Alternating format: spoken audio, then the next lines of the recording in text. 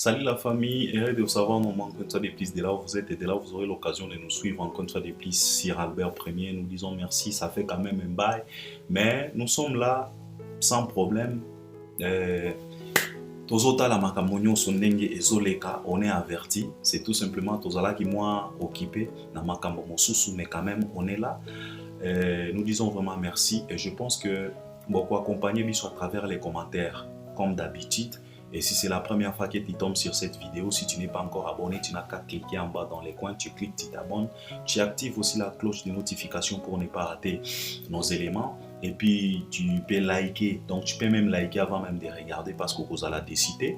Et puis par après, tu peux partager les liens de nos vidéos. Ça c'est très très important, il faut toujours partager les liens pour que d'autres personnes vont découvrir chaîne Nabiso. Et puis par après, tu nous accompagnes à travers les commentaires. Nous accompagner à travers les commentaires, c'est tout simplement si tu as quelque chose que tu voulais partager avec nous, tu voulais partager avec les gens qui nous suivent. En tout cas, tu n'as qu'à laisser ton commentaire. Dans l'espace à commentaire, tu peux t'exprimer, tu peux t'exposer, tu peux exposer ta façon de voir les choses, ta réflexion. Ne te fâche pas, même si tu n'es pas d'accord avec moi, ça ne vaut pas la peine de m'insulter. Non, prouve-moi le contraire à travers ton commentaire. Comment commentaire na yo, lakisa biso, talisa biso vérité, simple que ça. Ça ne vaut pas la peine de se fâcher parce que tous en a monopole la vérité. Donc tu peux analyser avec nous à travers les commentaires. Tu es libre de les faire. Alors, en tout cas, Zalapena Kitoko Makasi. Alors, aujourd'hui, Bisonyos Toyebi, actualité est dominée par l'échec ya Fally Ipupa na BET. Batu balobi, ba se moquer na Fally, ba détracteur na ye, ba jaloux na ye, ba fanatique révolté, tout le monde déjà na ba post, na ba publication. Les gens se donnent à fond pour se moquer de cet artiste et musicien Fally Ipupa, mais Makambouana pour Nabiso tout le monde a kango normal parce que c'est toujours comme ça avec les Congolais. C'est tellement ridicule, mais on n'a pas le choix. Congolais à la kabongo. On a l'obaka Congolais à la moi genre. Congolais et à la pena incarnation ya Kindo qui ouvre sens du mot la sorcellerie. Congolais. Alors, bato ba se moquer na Fally, mais ba misusu et puis si bango occasion ya ko se poser beaucoup de questions. Pourquoi les francophones ne gagnent pas le BET? Pourquoi ezalaka toujours anglophone? Et ba warrior pe ba sili ki balobi que non, en tout cas Fally n'y retourne plus là-bas parce que okendaka kuna po ba ridiculiser yo.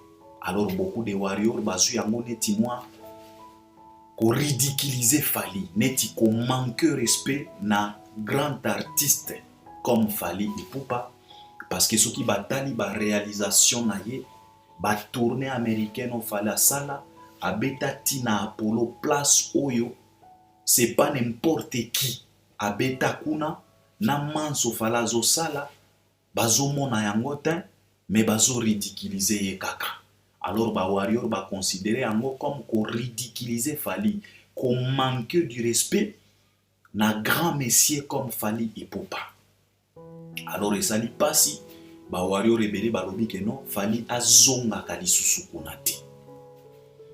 Alors moi aussi, je vais essayer quand même de parler de ça. Je vais essayer d'analyser, de décortiquer. Et je pense que vous allez m'accompagner à travers les commentaires. Nakobanana nous nakolobela BET. Dans l'ensemble, la réalité c'est quoi? Parce que ezana makambo oyo, il faut tout comprendre. Il faut tout avoir la facilité à comprendre yango. Sans pour autant chercher à s'embrouiller pour rien. Tout est clair, tout est net. Et cette question qu'on se pose souvent, pourquoi anglophone, je pense qu'il faut tout se poser question. Parce que tout est clair, tout est net. D'abord, il faut tout yeba que BET est un cop ya anglophone. BET est un cop ya francophone te, eza ya anglophone. Au départ, il faut tout tia likamwana na mutu na biso. Elingaki ezala bizarre, soki BET ezala ki copie ya francophone et puis francophone gagnaka te na BET. Là, ça pouvait être bizarre. Mais BET eza ya francophone te. Eza ya noir américain. Basala cop na bango. Et tango tozolo noir américain balobaka lingala te, balobaka français te, balobaka anglais. Et là, il faut comprendre que les Noirs américains ne sont pas comme tout autre Noir. Ce n'est pas parce qu'aux Noirs locaux la bango que va céder facilement. Non, bazalaka moi genre. Bazalaka na ba caprice na bango. Na mona ka bango neti ba Zulu, ba tu ya South Africa. Batu o bafandaka na ba South Africa, ba Cape Town, ba Pretoria kuna, ba koloba na yo ndenge ba Zulu bazalaka. Ce n'est pas parce que t'es noir comme eux, va céder facilement. Ou bien ozala les bienvenus facilement et pas na bango. Non, bazalaka ndenge moko boy. Bazalaka na ba caprice na bango. Alors au départ, il faut comprendre d'abord que BET est un cop ya banglophone. Alors la question qu'on se pose souvent, pourquoi banglophone? Pourquoi banglophone? Je pense que question wana eza na tina te. Eza cop na bango, on ne doit pas se poser cette question. Parce qu'au départ, eza cop na bango, eza ya banglophone. Alors c'est normal, un anglophone azala toujours le bienvenu. Mais faites attention, ce n'est pas n'importe quel anglophone oyo azala le bienvenu na BET. Non. Alors lelo yo tozolobela bandeko na biso ya Nigeria. Parce que Fally Ipupa azalaki na catégorie ya Best International Act. Place oyo azalaki na ser na biso Teams. Teams ya Nigeria. Si je ne me trompe pas, petite sœur wana. Anglophone. Biso nyonso toyebi tango makambo ya BET ebandi, bitumba ezalaki entre Fally na Teams te. Ebele babanda kutu ko négliger Teams. Babanda komona ah c'est pas un problème. Pour les Congolais, rival numéro 1 à Fally ezalaki Teams te. Ezalaki petite brésilienne wana. Parce que ba Congolais babanda komona ke yenda zo dominer Fally na ba vote. Alors les Mbuta, les Hardy même babiso na ba Ken Piana basala ba émission pona ko réveiller ba warrior.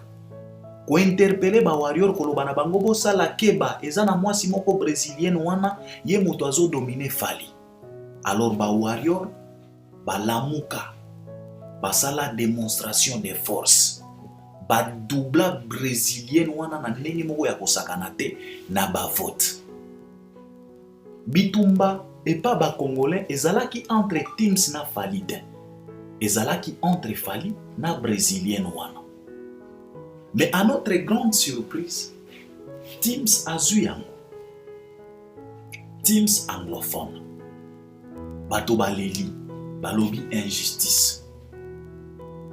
Mais mes chers frères, je voulais vous dire ceci. Soki tolingi totika kutu kozwa yango neti injustice. Ndenge kana uti koloba na bino awa eza cop na bango. Vous savez mes chers frères, omoni biso ba Congolais tozalaka quand même moi bizarre. Omoni Congolais biso ka mutu topesaka ba exemple awa na ba plateau na biso. Tango tozo condamner ba artiste na biso na ba polémique na bango ya ba débat o bazalaka na bango. O ezo faire avancer musique na biso te. À chaque fois topesaka exemple ba Nigeria wana. Tolobaka ke bomona ba artiste nigérien ndenge bazalaka. Ata soki Davido aza na conflit na Wizkid, mais quand il s'agit à promouvoir culture na bango, bazalaka toujours bomoko. Ata soki Burna Boy aza na problème na techno, ata soki Flavor aza na problème na Tiwa Savage, mais quand il s'agit à promouvoir culture na bango, ya promouvoir industrie na bango, bazalaka toujours na moi solidarité. Alors toka moite solidarité na bango wana o bazalaka nango, yango ezo futa bango. C'est simple à comprendre. Et ça la joie te, et ça la biso pasite na motema. Na lingi kutu na zoa batan et belé te pour na ko expliquer makambo yo. C'est clair et net. Boyebi bandeko. Ba artiste ya Nigeria, malgré que balobaka anglais, ezalaki facile te po bandima bango na États-Unis. Po lelo babanda ko rafler ba BET facilement. Pour les loba banda ko rafler ba Grammy facilement. Ce n'était pas du tout évident. Et sengaki bango ba sacrifice ebele pour ba kota na cercle wana. Malgré que BET eza copie ya banglophone, mais ce n'est pas Tout anglophone oyo azalaka le bienvenu kuna. Il faut faire attention. Esengaki bandeko na biso ya naija kuna ba sacrifice ebele e biso nyonso toyebi. D'abord bomoko.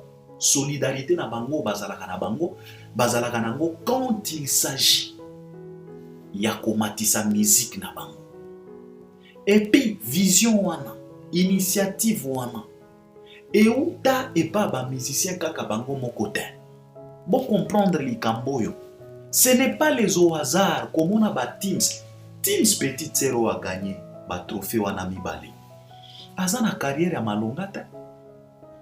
Teams nano abeta ta concert moko te ya malonga ke Teams abeti concert batu balobeli yango jamais. Teams azana nzembo te ke oabimisi nzembo oya ye ke esali bagay batu bayebi yango azana ngo te. Nenga zawana. Mais a raflé ba trophée wana. Posez-vous la question pourquoi? C'est parce que il y a eu des sacrifices qui ont été faits par ses aînés, ses grands frères. Industrie na bango, ministère ya culture na bango, ba mécène na bango. Alors soki boye bagatin, ba Nigérien ba sala politique wana. Ezalaki volonté na bango. Ezalaki souci na bango, musique na bango ekotati na États-Unis. Alors balamuka. Basala mwa solidarité moko ya makasi. Bayokana. Soki divergence ezala entre biso. Soki diversité ezala entre biso na mboka na biso. Mais quand il s'agit ya komatisa industrie na biso, la solidarité, il faut eya au premier plan. Et ce n'était pas tout simplement les artistes, non. Naba mécène, naba tuya mbongo nyonso ya Nigeria, batia loboko na kati ya batu wana. Po miziki na bango, ekota. Ezalaki vision na bango, ezalaki souhait na bango. Et aujourd'hui, ils ont gagné leur pari. Ils ont réussi. Les autres ont ba fruit. Et ça la passité, et ça la zouaté. Il y a eu des sacrifices qui ont été faits. Pour ba koma na niveau wana. Pour ba banda ko rafler ba trophée wana facilement. Ne pensez pas que les Américains ont accepté les Nigériens comme ça facilement. Non. Bango pe ba mona pasi. Pour ba kota na États-Unis. Pour ba banda ko sala ba featuring na ba Américains. Papa. Les stars américaines, bazalaka na black te, bazalaka ndenge très exigeant, capricieux moko ya kosakana te. Yo yemba na Chris Brown, poza nani. Yo yemba na Drake, outi wapi. O yemba na Nicki Minaj, tu es qui toi? O yemba na Beyoncé, tu es qui? Tu viens d'où? De quelle famille? O collaboré na Rihanna, tu es qui toi? Tu vends où? On t'écoute où? Ce n'était pas du tout évident. Mais bande qu'on a biso ya Nigeria, o tokomi koyoka motema pasi, basala ba sacrifice. Lelo tokomi komona ba fruit nango. Il faut to comprendre likambo yo, eza cop ya banglophone. Alors soko ligno se retrouver na cop na bango, il y a des sacrifices à faire. Poko takuna. Et ce n'est pas tout simplement la musique ya bandeko wana o bakoti sakuna. Ils ont commencé par leur industrie ya cinéma. Babandaki nanu na cinéma, Nollywood wana. Bakter na baktrice o banda ko jouer na Nollywood.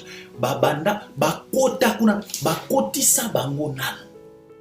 À l'occurrence ba Geneviève, ba Ramsey, ba Omotola, ba Serna biso wana. Bakota kuna basala ba film na ba Hollywood kuna bakota. Ce n'était pas tout simplement parce que balobaka anglais. Anglais ba Nigeria ezalaka anglais moko te na ba américain. Mais pour bakota esengaki bango ba sacrifice d'abord. Bomoko. La solidarité parce que bazalaki na souci. Il y a une industrie là-bas. Ils ont gagné leur pari. Les gens ont gagné leur biti. Et ça, la biso pas cité, et ça, la zouate, c'est clair et net. Il n'y a pas même à fouiller de gauche à droite. Tous voyons est injustice. Non, c'est normal. C'est tellement normal. Basala ba sacrifice. Basala manso po bakota kuna. Bazana ba pionnier na bango. Bazana ba légende na bango. Oyo basala manso po musique na bango ekota kuna. À l'occurrence les D-Bench, les Toufé Sodibia. Bazana ba légende na bango neti ba Duncan Mighty. Ba kota déjà na ba États-Unis depuis kala po ba influencer. Et puis industrie nyonso, ministère ya culture ye, ba mécène nyonso batu ya ba mbongo, ba papa ya ba Davido wana, ba kota likamwango. Kenon bana na biso na musique ya bana na biso. Il faut eyokama. Il faut américain na lito inaye ayoka mongongo ya Davido. Il faut lito ya américain eyoka mongongo ya Wizkid.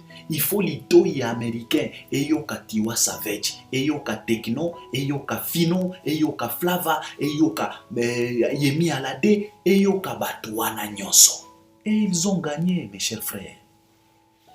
Yango tokomi komona. Ba sacrifice salama.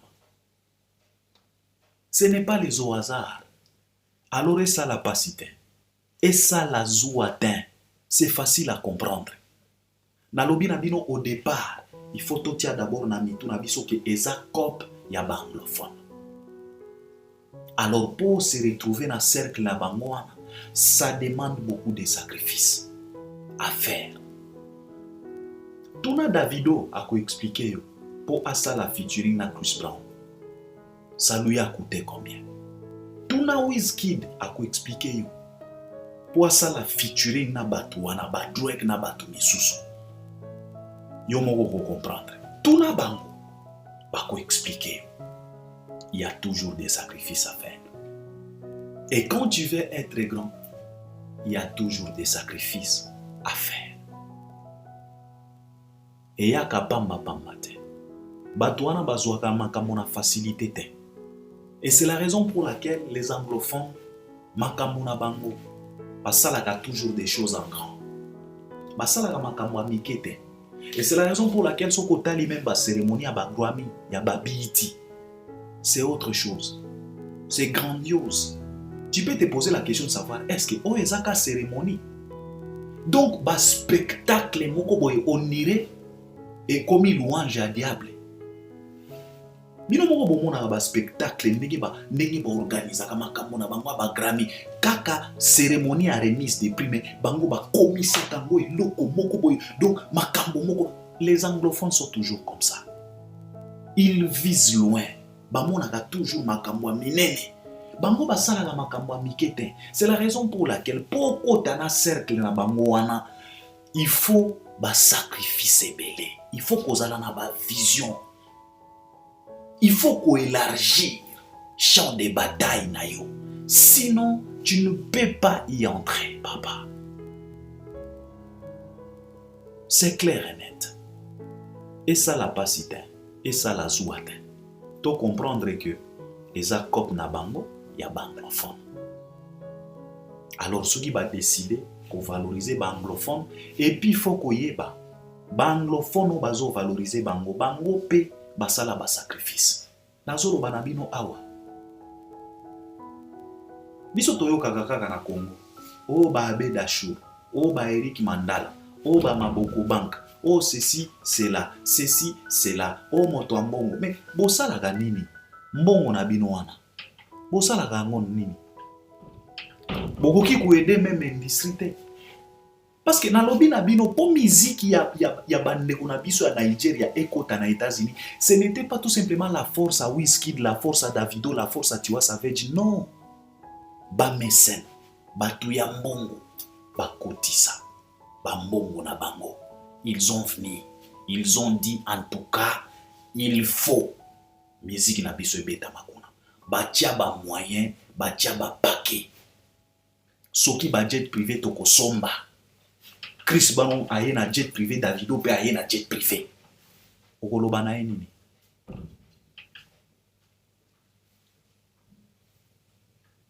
Ça demande beaucoup de sacrifices pour les francophones, bakota na cercle wana. Je pense que c'est clair et net. Ça sert à rien, y a qu'au crier au scandale, y a qu'au pleurnicher awa, oh injustice, oh keboye, oh pourquoi tout simplement les anglophones. Évidemment, kopwa neza kopa banglophone. Ezo senga makambo ebele po batu bakota kuna. Au contraire, il est temps pour les francophones de se poser de vraies questions. Je pense qu'il est temps pour les francophones de se poser de vraies questions.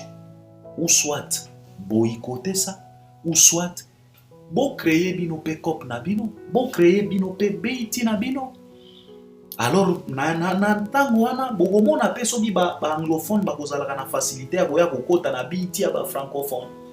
Mais tant que eza cop na bango papa, il faut tondima réalité wana.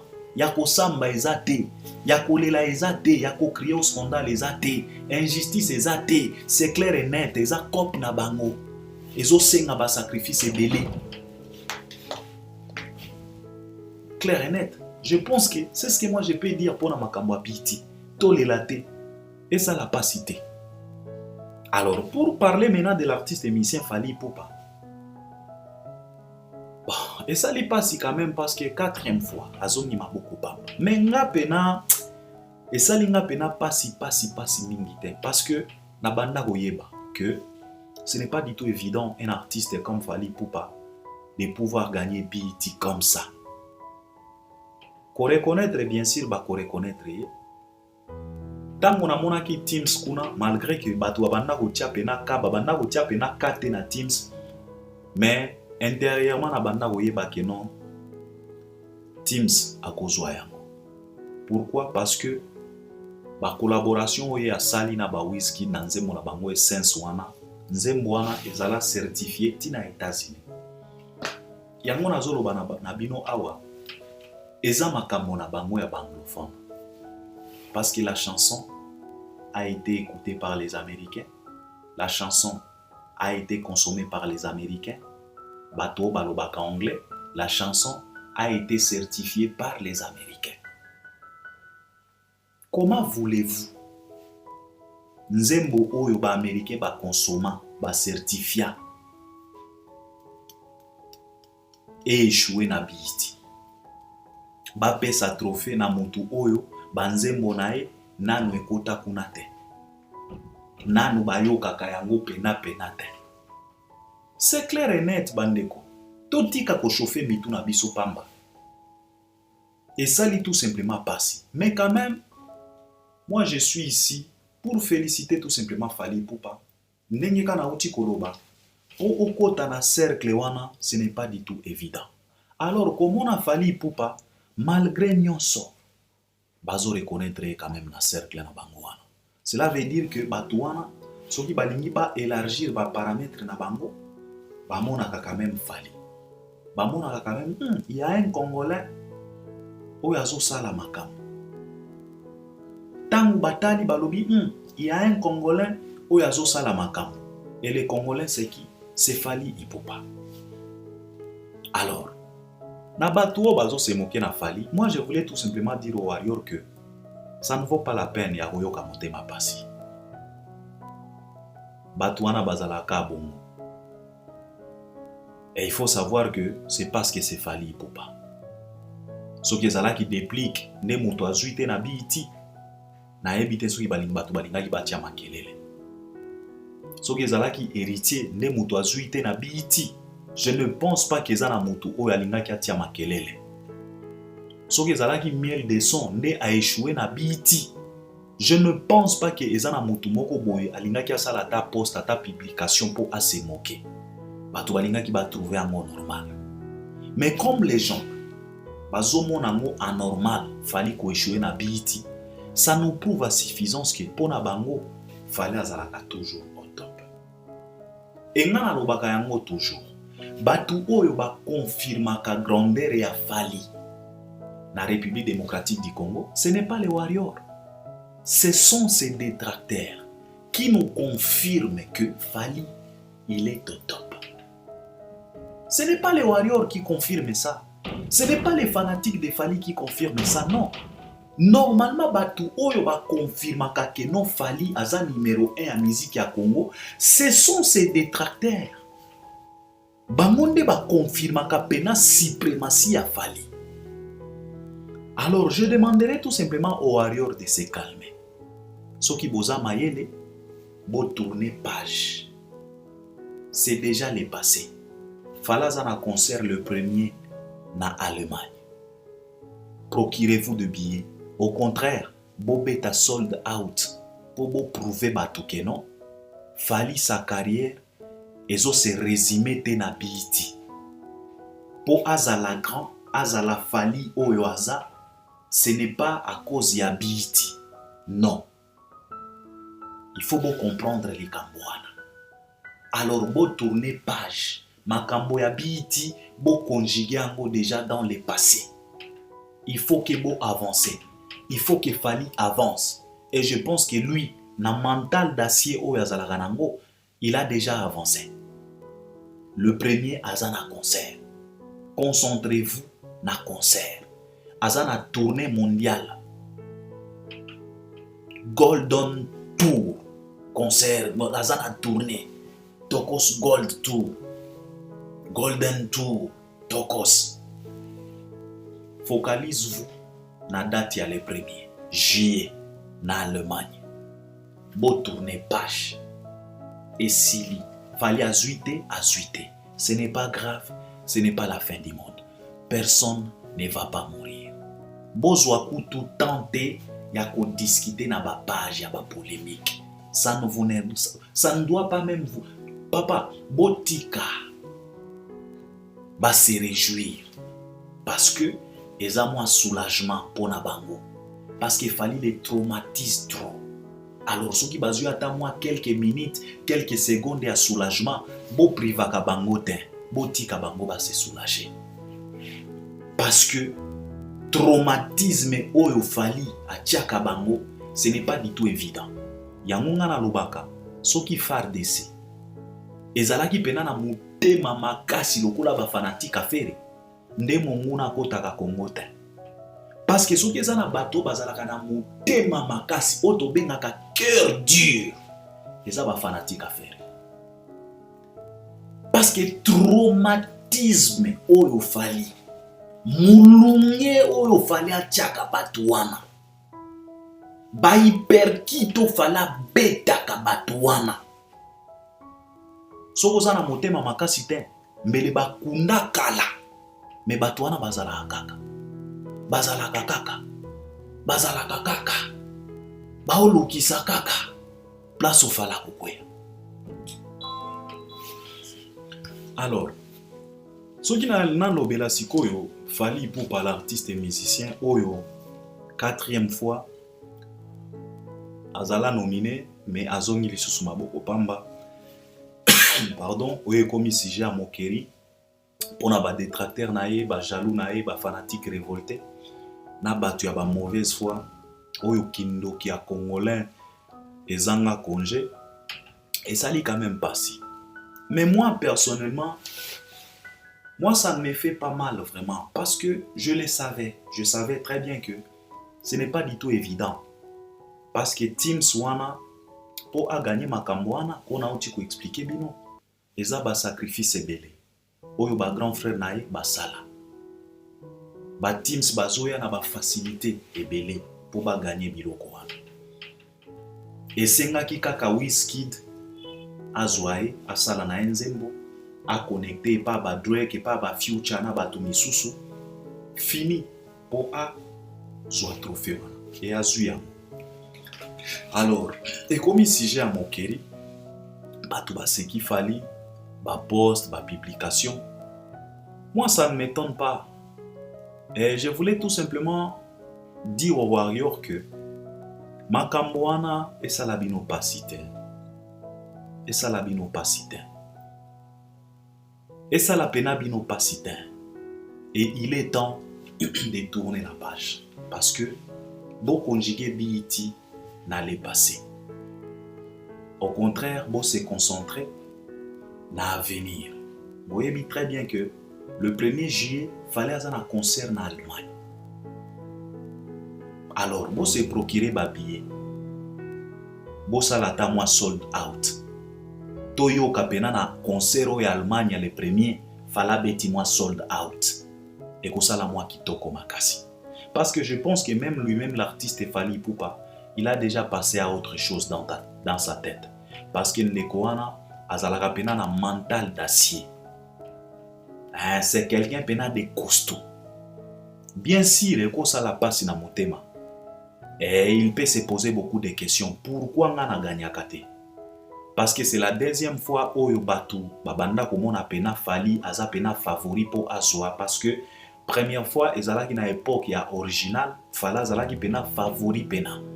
Donc na ba côté nyonso na ba coin nyonso na ba paramètre nyonso Fala zalaki pena favori Azwa likambwana.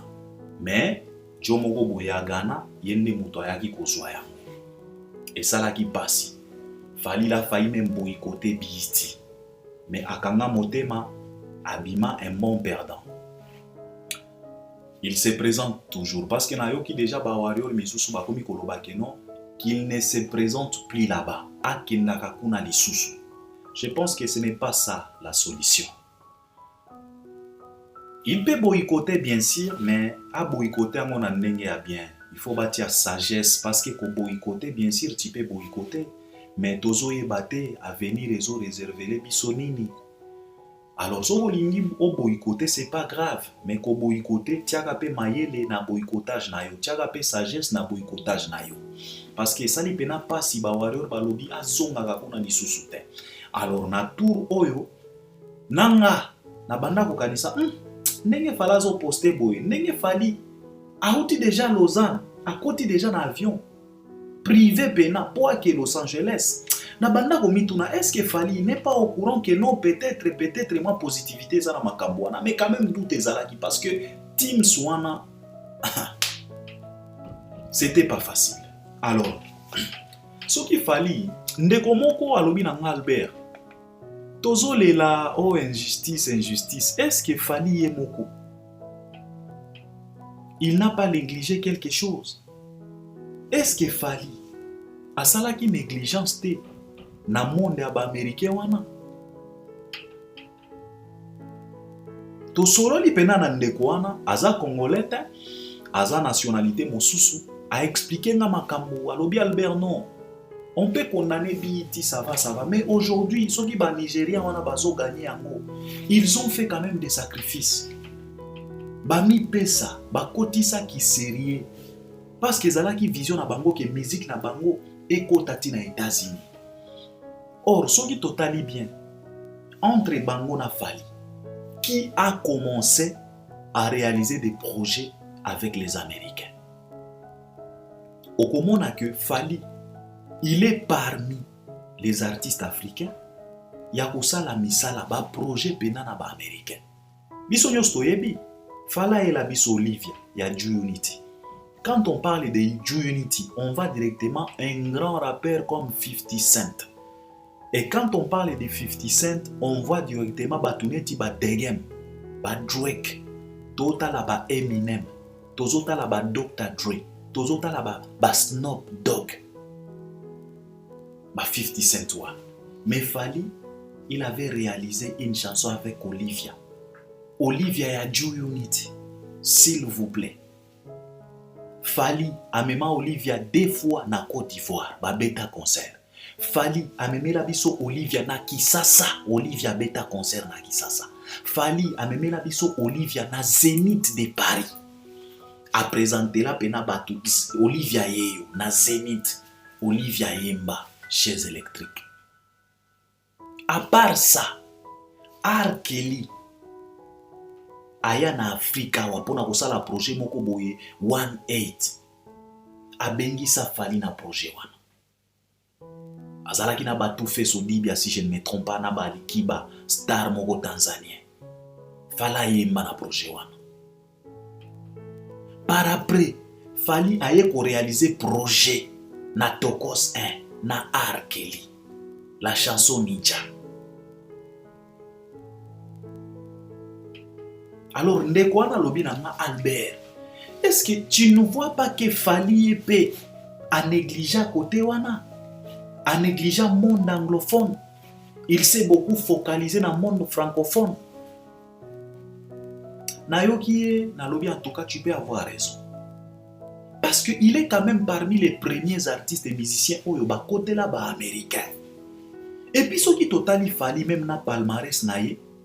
Papa, à côté déjà na ba États-Unis, à ça là ba tournée américaine. À beta podium moko na Asharai Monde na Washington DC, s'il vous plaît. Na invitation ya Barack Obama na Ban Ki-moon. Makambo ya Banque mondiale. Fala zalaki wana na Washington DC. Tomona Fali. Fali abeta déjà na Apollo, salle historique mythique nyonso oyo kolinga.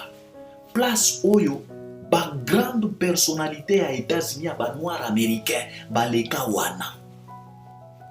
Fala beta a signé kuna ba koma kombo ya Fali na Apollo. Est-ce que suivi ezalaki? Est-ce que Fali lui-même n'a pas négligé le monde anglophone? Parce que moi j'ai toujours l'habitude de le dire. Par exemple, Nenge Fala négliger qu'anglais. Moi ça ne me plaît pas. Je me rappelle comme si c'était hier. Fala banda ko maîtriser anglais. Na ba année passée awa. Fali banda ko oser ko salela ba interview en anglais. Bazo poser ba question en anglais. Malgré qu'Abanda ko répondre à Bama Kokoso, mais ce qui est très intéressant, na likambo wana na aventure wana, c'est que Fali Abanda ko comprendre d'abord ba question. Na makambo ya langue, soki oza a mesure ya ko comprendre munoko oyo, bazo tourner yo ba question, ezalaka pa monene, malgré kozo répondre na Kokoso, mais ce qui est très important, c'est d'abord ko comprendre, parce que soko zo comprendre ba ko tonga yo te facilement. Fallait komaki na niveau wana ya ko comprendre ba question en anglais, malgré qu'abanda ko répondre na Kokoso. Mais par après fallait la négliger l'anglais. Il s'est beaucoup focalisé na français. Alors ndekwana lobi na Albert, poko takuna esengaka ba sacrifice belé. Peut-être fallait pour pas asalaki ba sacrifice wana te. Il faut to loba la vérité. Parce que ce qui tozo linga ba o ya biso to lo bailaka bango pe vérité. To soulava pe na ba point oyo tango bazo sala makambo eza bien te, peut-être bazo négliger ba aspect mosusu. Papa, si tu veux être un grand, ça demande toujours des sacrifices. Il faut écarter négligence. Parce que batu o ya Nigeria ba négligea eloko moko te. Ils se sont donnés à fond. Bakota pena, batia mayele, batia ba moyen, batia ba énergie, batia nyonso pour musique na bango ezala accepté aux États-Unis. Ils ont réussi. Lelo ba mbuma tokomi komona ngo, bakomi kozwa pambala babiloko wana. Donc à chaque fois soki biti eza soki mwa Nigeria moko aza wana, soki mwa artiste moko ya Nigeria aza wana, donc sala keba akoki kozwa yango. Ils ont fait des sacrifices. Alors je pense que Fali Ipupa a négligé le monde anglophone. Peut-être les conséquences yango. Peut-être nenga bandaki na ba Olivia, il pouvait continuer. Et moi j'ai été content tant qu'il fallait annoncer les biso projet na te dire là. Moi je me suis dit voilà maintenant les portes sont ouvertes pour na Fali Ipupa pour yepe abanda ko rafle ba biti même ba Grammy. Parce qu'avec te dire il est à qui convaincre les artistes américains, pas star américain, parce que bazan a respect envers lui. Bah bien que c'est un grand producteur. Alors s'il travaille avec Fali Ipupa, je pense que l'Ogoana Elina qui est fongolé la Fali ba porte belé, y a ça là ba featuring na ba américain na ba star américain wana. Alors Elina qui est promouvoir Fali pe akota ba adopter bandi maye. Parce que quand il chante avec Chris Brown, Un Américain, il faut ayoka nzembo wana. Quand il chante avec Nicki Minaj, un Américain a une obligation ya koyoka nzembo wana. Il a chanté quoi? Peut-être. Mais malheureusement, projet na bango na te dire il est tilelo tozoyeba te. Soki eza te. Tango na mona ki tu te dire il est na makamba ba wingi na kisasa, je me suis dit enfin. Peut-être tokomona ta te dire il est na studio, toko studio parce que fala zaki na kisasa, si je ne me trompe pas na époque où te dire il est zaki na kisasa, mais totika la komona ta photo te, ata vidéo te. Et jusque là tozoyeba te soki projet wana eza kaka, soki ba maintenant yango tozoyeba te. Alors je pense que soki fali alingi akota na cercle na bango ezosenga ba sacrifice ebele. Je pense que ça vaut pas la peine ya ko regretter. C'est déjà le passé. Azuite. Et ce n'est pas du tout évident qu'on ba biti wana parce que na expliqué bino eza copie ya anglophone. Alors pour ba considérer yo pozwa, il faut pena okota, il faut pena ba sentir que non akota déjà. Parce que makamba ba kota et ça la partout. Ce n'est pas tout simplement na États-Unis, même na France qu'on se pose la question. Pour nani bazo certifié disque d'or à Falide. Ni nezangi. Si ce n'est pas les histoires des quotas là. Parce qu'il fallait revendiquer yango même avant. Il parlait de ça makamba ba quota. C'est toujours compliqué. Même na ba francophone, parce que tolobaka toujours to kriaka toujours au scandale les anglophones, même les francophones. Kaka na France wana snap pour ba certifier kaka disque ya fali. Ba paramètre nyonso ezola kisabiso que non album eza éligible. Même maison Warner ouais fonctionnaka na Paris en pleine France, ba posta ba loba que non tokosia eza éligible pour na kozala certifié disque d'or. Mais jusque là disque d'or ezoyate. On se pose quand même des questions parce que za kaka o anglophone bien sûr eza cop na bango basala nini. Yo sokoza francophone sala pe cop na yo. Mais soki tozongi kaka na ba francophone kaka na France wana. Pour musique ya ba fali beta même na ba radio française wana. Musique kaka o ya ba artiste francophone o ba évoluer kana ba Afrique pour musique na bango beta na ba radio ya France wana. Ezalaka pasi ya mwana fali akota atia ki sérieux a kena na ba tokos miziki ayema na ba boba na ba mat pokora na ba ayana kamura fali alukisa batudo akota pena à fond na François na cercle wana ya mwana décrocha des singles d'or na ye ya mwana zolo banabino makambo nyonso esengaka ba sacrifice. C'est la raison pour laquelle tozolo banabino est-ce que Fali n'a pas négligé le monde anglophone pour se donner à fond au monde francophone.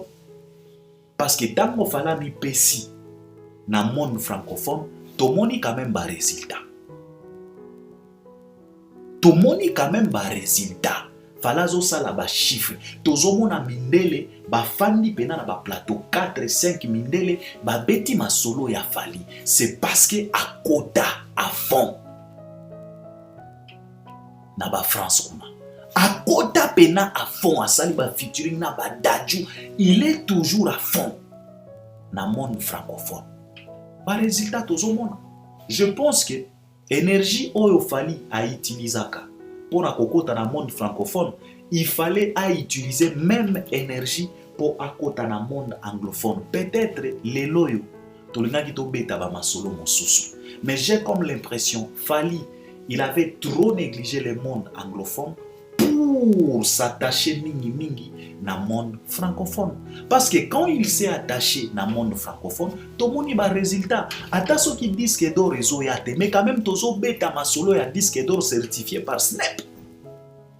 Pourquoi? Parce que Fali a koti pena na monde francophone. Pino moko bouti komona na couleur café, mindele bazoyemba banzemba Fali. Bayembi na français, bayembi na lingala. Ça prouve à suffisance que dans le monde francophone, malgré les quotas, malgré les difficultés, mais quand même, bakomi kondima Fali petit à petit. Je pense que énergie wana na série nyonso fala tiaka na monde francophone, il devrait faire la même chose na monde anglophone. Et surtout, ye mutu abanda makambo wana avant ba Wizkid, avant ba Davido, avant ba Burna Boy, avant ba Tekno, avant ba Teams, avant ba artiste ebele ya Nigeria. Fallait abanda ngo avant. Mais c'est comme si il avait négligé ces mondes-là. Or, pour okota na monde wana, papa, et c'est un sacrifice. Parce qu'il fallait, il est à fond dans le monde francophone. À côté li bango pena. Tala ba featuring, ba collaboration, il fallait à outil qu'on réaliser na ba artiste francophone. Et belé presque tout le monde. Fallait que Mosika a sali même featuring na Bianca Costa, la brésilienne. O yazo évolué na ba France kuna. Fala yema na ba Boba na ba ya na Kamura. Fala kota pena na Mozindo na Mosisa. Ya ba artiste francophone eti ba Mat Pokora. Je pense que énergie wana il fallait peu à utiliser ango pour akota na monde anglophone. Alors je pense que tout les la pena mingite. C'est à fallu pour pas devoir yemoko apona parce que pour akota kuna ezosenga ba sacrifice belé. Pour gagner ba biloko wana ezosenga ba sacrifice parce que ngana pesi bino exemple moko ya pamba. Simple exemple. Quand fallait se décider ya kokota na monde francophone, tout le monde qui ba résultat. A Tony sa hôtel Accor Arena, Bercy, plein à craquer. Il a été invité dans la cérémonie à Minene dans la France kuna. Azoas des singles d'or na France kuna certifié par Snap. Tozo c'est la disque d'or par Snap. Donc, il est temps à fallu pour pas de se poser des vraies questions. Est-ce que ba échec ou azozo na babiti Aza responsable était? Est-ce que il n'a pas négligé le monde anglophone pour beaucoup se donner au monde francophone? Est-ce que ça l'a défauté? Ce sont des questions à qui Fally Ipupa doit se poser.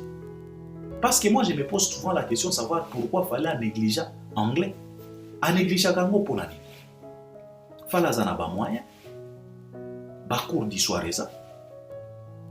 Ba koki ko apprendre anglais à vite fait pour se défendre. Il peut le faire. Akoki ko tanga pena, tangi pena anglais à maîtriser ango. Atie siko ba énergie pour akota na monde wana. Na uti ko expliquer bino po batu ya ba Nigeria ba kota kuna. Ba se sentir à l'aise na ba cérémonie à ba noir américain wana. Papa, ça les a coûté trop cher. Mais aujourd'hui, ils ont gagné leur pari.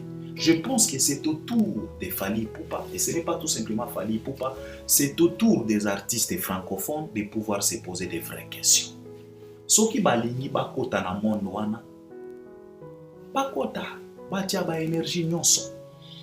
Peut-être ba résultat est ça. Alors je voulais tout simplement dire ceci. Je ne vais pas m'attarder dans ma kamba congolais ou se moquer, ça c'est normal, se moquer de Fally c'est normal, tomber ça dans nango. C'est parce qu'il est grand.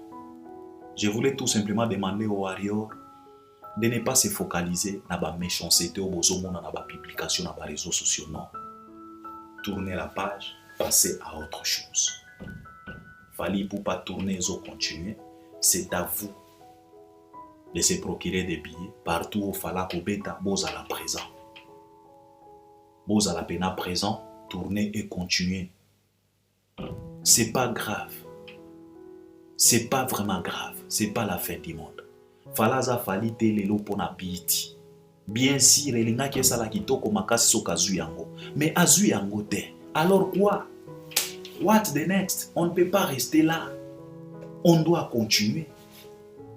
Biso tozo féliciter kaka parce que na monde na bango bazalaka quand même na moi liso moko boy o ezotala Fally. Pour nous, c'est une victoire parce que ce n'est pas du tout évident pour Batouana, Bachayo Liso, pour Zanani, pour Salakani. Alors je pense que je dois m'arrêter par là. Je pense que vous allez m'accompagner à travers les commentaires. On est ensemble vraiment. Les warriors, tournez la page. Tournez la page. BET pour conjuguer dans le passé. Pour se focaliser dans la tournée mondiale. Oyo artiste Zanango. On est ensemble vraiment à la prochaine. Merci.